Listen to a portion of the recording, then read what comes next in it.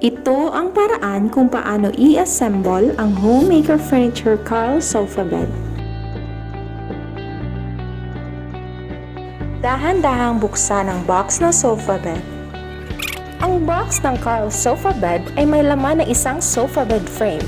Sa ilalim ng sofa bed ay may zipper kung saan makikita ang dalawang armrests, 2 throw pillows, 4 na legs ng sofa bed at screws.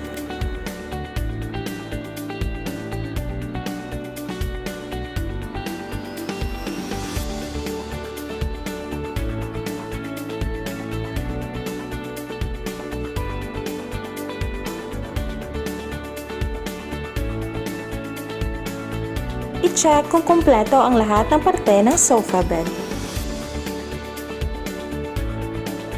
Bago i-attach ang legs sa sofa bed, siguraduhin na nakapatong ang legs ng sofa bed sa mismong frame ng sofa. Bawat legs ay gagamitan ng 4 na screws. Gumamit ng drill upang ma-attach ang legs sa sofa.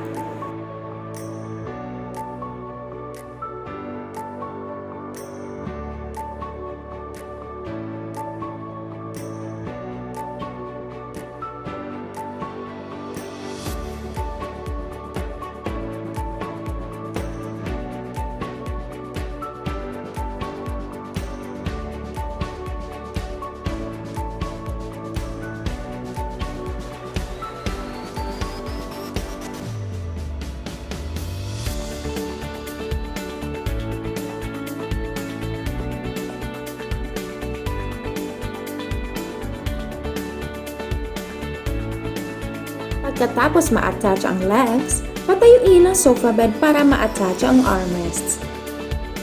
Ang Karl Sofa Bed ay may detachable na armrests. Siguraduhin na tama ang pagkaka-attach ng armrest sa sofa bed. Pagkatapos ma-assemble ang sofa bed, suriin kung gumagana ang functions ng sofa bed. Ang Karl Sofa Bed ay may 3 functions. Ang una ay sofa bed, pangalawa ang lounge, at pangatlo ang sofa.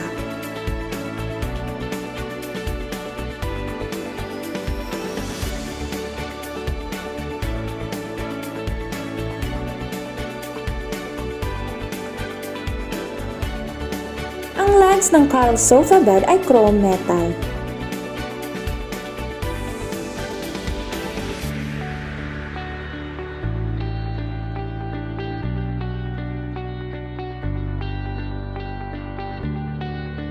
Salamat sa panonood!